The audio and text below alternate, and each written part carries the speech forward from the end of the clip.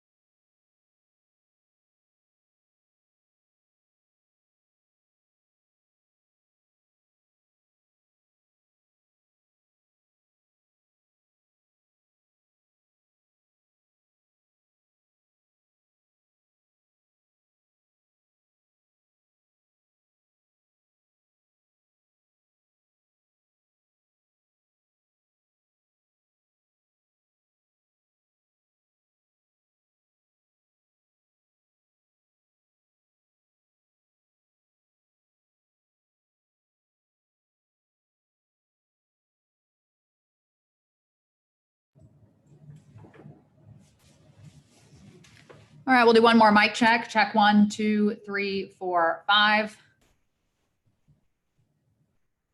And over here for questions, check 1, 2, 3, 4, 5.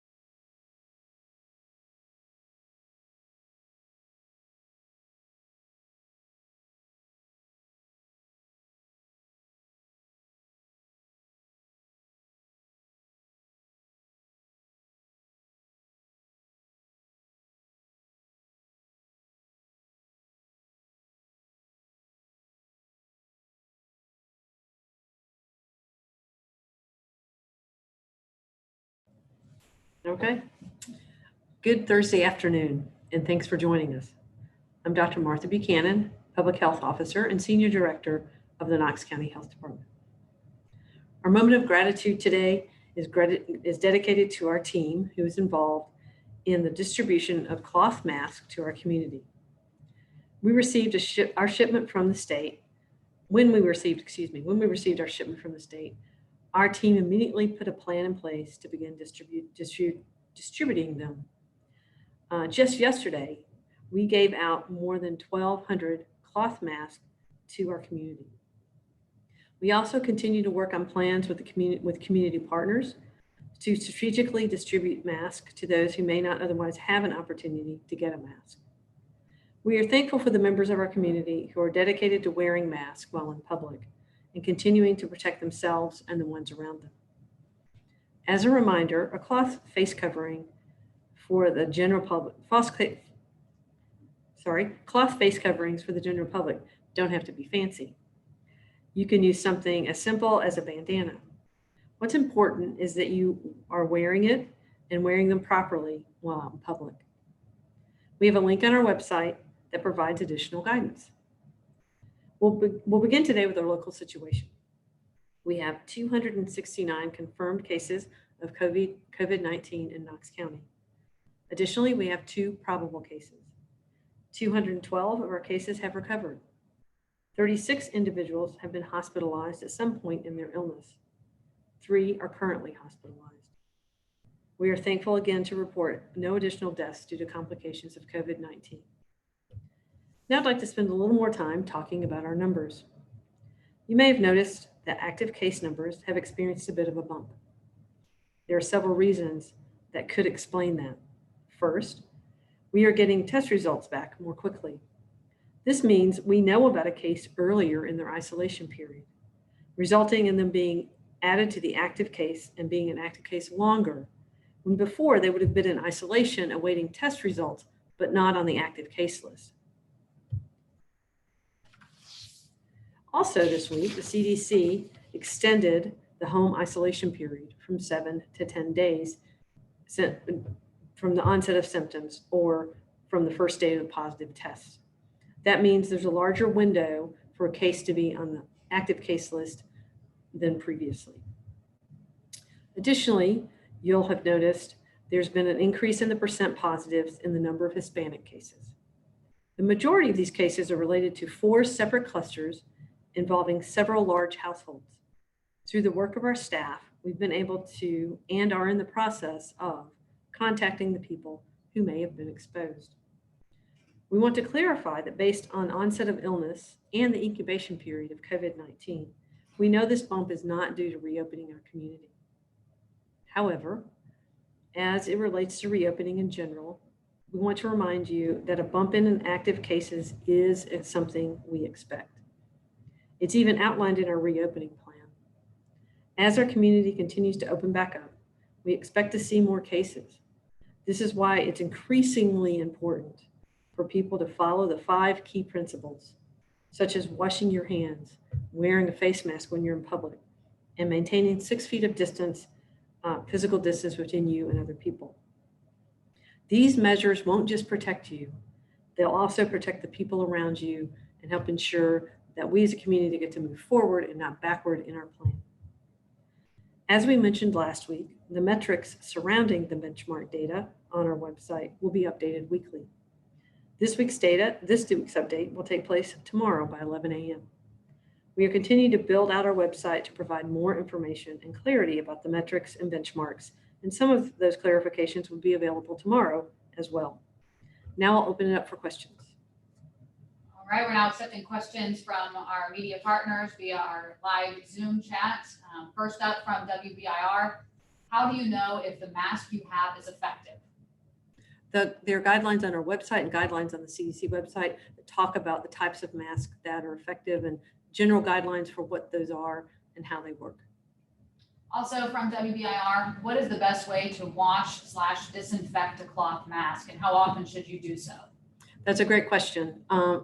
I think the recommendation is that you wash it daily, and right, that you wash it in hot water. And this is just anecdotal. I use the gentle cycle in my washer and put them in my delicates bag so that they don't get messed up, and hang them to dry.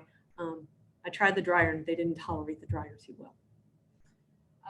Another question from WBIR. Some people, including state lawmakers, are commenting on the poor quality of the state-issued masks, calling them porous and comparing them to thin socks. How do you think these masks compare to some of the homemade ones? I think the Tennessee Department of Health issued the mask. They are very different than most of the masks that I've seen. And so they are definitely different. They are made out of a sock-like material. They have enough thickness to them that I believe they provide some level of protection. And as stated by the Tennessee Department of Health. From WBIR, we're hearing the true test of a fabric mask is that you should be able to blow out a candle with it on. Is this true? If not, is there another easy test people can use? Do you mean you shouldn't be able to, or should be able to? Should. Okay. I haven't heard that. Certainly, we can look and see if that's a true test or not, but I haven't heard that. You said yesterday you've gotten so far 58 total complaints about businesses/food sellers not following proper guidelines.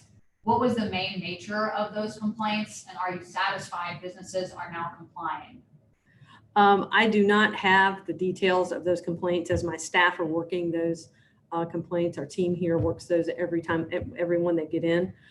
We certainly can look at that and have that ready for a future update, but it's not something that I have the information on. Follow-up question is, what follow-up action is planned as it relates to these complaints? So as we've stated previously, we follow our general guidelines that we use all the time in helping people stay compliant with our food code and other recommendations that we make.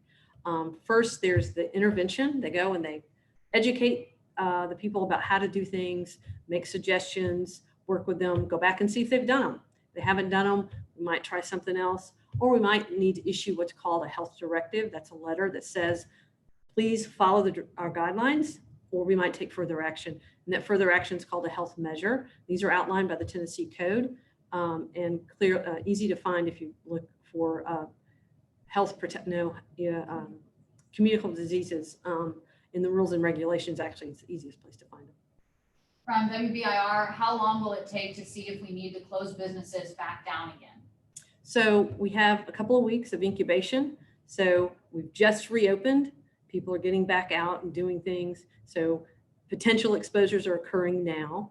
And so in a couple of weeks or maybe a little more, we expect to see a potential increase in cases. So we want to see over a week or so what that does. Does it climb steeply? Does it just pop up and kind of cruise along? Ideally, what we'll see is it'll go up to a different number, but stay kind of flat. So, we talked a lot about flattening the curve, but we're also kind of broadening the curve. So we expect it just to stay up there. We don't expect the cases to go away for a while. We expect to have COVID-19 cases in our community for quite some time now, but we hope that number just kind of hits a ceiling like it has now and kind of cruises along. From WATE, what guidance did your department give to the school system about procedures for graduation? Many parents are not happy about not being able to attend. Is that something that was considered? We understand parents are unhappy, and these are challenging times for all of us. So the Tennessee Department of Education provided guidance for schools. We provided our plan, the 5 basic things and the recommendations for industry. So the schools used our guidance and the State Department of Education's guidance to write their plan. We were asked to review it, and we did so. We made a couple of recommendations, but they were the authors of the plan based on the guidance from those 2 different bodies. From the Sentinel, another question about the masks. He says there are numerous people criticizing the mask given out free by the state of Tennessee. What is your best advice for choosing an effective mask for non-medical use? I'm going to send you back to the CDC and the guidance there. The idea is that the mask is used it should trap droplets that would be coming out of your mouth when you breathe or talk or sneeze or cough. So if it traps droplets, it's effective. From WBLT, how many healthcare and first responders have been tested positive? That is not data that we track or report on. So we won't be tracking or reporting on that. From the Compass, what has been the outreach to the Hispanic population? Has KCHD increased its outreach efforts in light of the increase in cases within the Hispanic community? Well, even before there was an increase in cases, we've been reaching out to at-risk populations. As we know, immigrant populations are at risk for multiple reasons. And we've worked with our partners in the community who work directly with Hispanic populations, Centro Hispano and others, to get information out and educate them about the risk of COVID-19. From WVLT, do you agree with the school's plan on graduations? The plan is based on the guidance from the Department of Education and our guidance, and so it fits in the guidelines. So yes. From WATE, sorry, went down on me there. Following up with the school's question, what revisions did you make to the school's graduation draft plan? Also, if parents can't attend graduation in person in late June or early August, how can schools reopen safely in just a few days? So first of all, we just made a couple of recommendations. It was up to the schools to decide if they were going to implement those recommendations that we made. And regarding the time frame and timing, right now the schools and we are trying to make recommendations for July is a long time away. And we're just going to have to wait and see. I think one of the things I'll circle back to is really it's up to our community whether we're able to really be able to have graduation in July. We need our community to follow those 5 guiding principles of washing your hands, staying home if you're sick, wearing a cloth face covering, and try not to touch your face. Sorry. So all those things are important in determining what graduation looks like. It's a flexible plan. It's not set in stone. The schools were very clear about that. So I think there's opportunity to reevaluate what's possible in July based on the situation, based on all the benchmarks that we're going to be watching. From WBIR, what would you say to people who aren't wearing masks in public? There are a lot, especially in large stores. People certainly have the liberty to choose not to wear a mask if they don't want to. Certainly, we would prefer that everybody wear a mask to protect each other. It's really doing the right thing for your community and stepping up and acknowledging that you have a role to play in whether or not our community continues to get to reopen or we have to go backwards and close things down again. From WVLT, they wanted to check if you have checked the data on Knox County having a jump of 52.9% of active cases in the last 7 days, and is that concerning?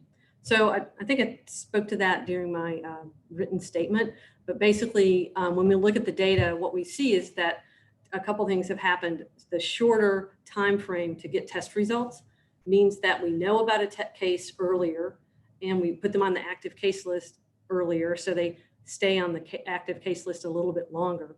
They would have just been in isolation and not part of our active case count. They would have been in isolation waiting test results. So that makes a larger number on that case count. In addition to that, a recent change by the CDC is that people are staying in isolation for 10 days instead of 7. So that also puts people in the case count a little bit longer. Oh, okay. And also we've had some, I'm sorry, just got reminded. We also have had a cluster that we learned about today.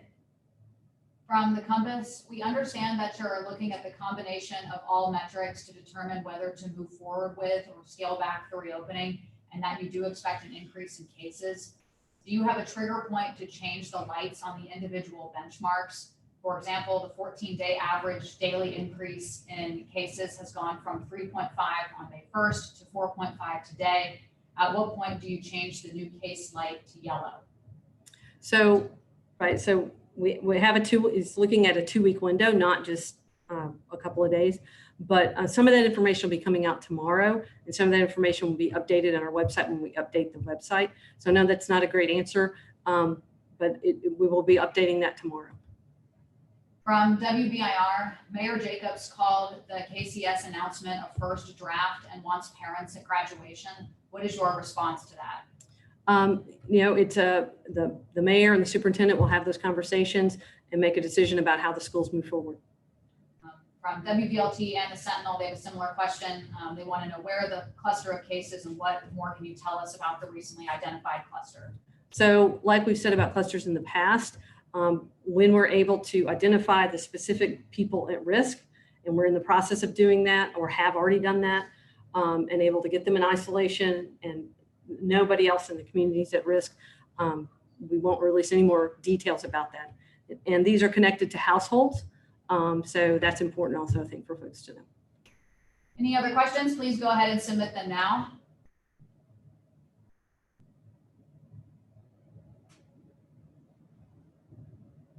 Okay, because there's no more questions that are being submitted, we appreciate your time and we will join you again at 12:30 tomorrow. Have a great rest of your day.